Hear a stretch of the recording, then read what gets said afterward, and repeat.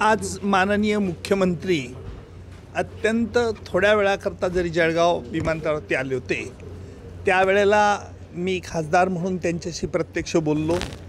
मी स्वतः जळगाव जिल्ह्याचा असल्यामुळे जळगाव जिल्ह्यात पावसामुळे शेतकरी बंधूंचं जे नुकसान झालं आहे याच्याबद्दल त्यांना पूर्ण कल्पना असते, त्यांनी मला विशद केलं। इतकंच नाही तर माननीय मुख्यमंत्र्यांनी आश्वासित केलं की आपले पंतप्रधान मोदीजी यांनी या बाबतीत गांभीर्यपूर्वक लक्ष घातलेलं असून महाराष्ट्र सरकार याबाबतचा सर्व सविस्तर रिपोर्ट केंद्रात दाखल करणार आहे।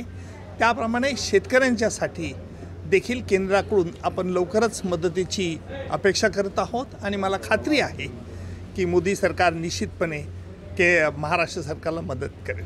काही विशेष प्रयत्न करणार यासाठी असं आहे की एकदा पंतप्रधानांनी आश्वासित केल्यानंतर आपल्याला काही काळ कळ सोसावी लागेल आणि त्यानंतर माननीय मुख्यमंत्री देखील प्रयत्नशील आहे। त्यांनी माझ्याशी आज प्रत्यक्ष इथे विमानतळावरती बोलणं केलं आहे। सर, महाराष्ट्रातील एकंदरीत नुकसानाची जी तीव्रता आहे ती लक्षात घेता केंद्राकडून काहीतरी विशेष पॅकेज महाराष्ट्राला मिळालं पाहिजे अशी एक मागणी पंजाबप्रमाणे महाराष्ट्राला पॅकेज नाही, म्हणून याकरता प्रत्येक जिल्हाधिकाऱ्यांकडून पावसामुळे कुठे कुठे महाराष्ट्रात किती नुकसान झालं आहे याचे पंचनामे होऊन महाराष्ट्र शासनाकडे आल्यानंतर महाराष्ट्र शासन त्याबद्दलचा सविस्तर रिपोर्ट हा केंद्राकडे पाठवणार आहे आणि केंद्र त्यानंतर महाराष्ट्र सरकारला विशेष पॅकेज याच्याकरता सहाय्यक करतील।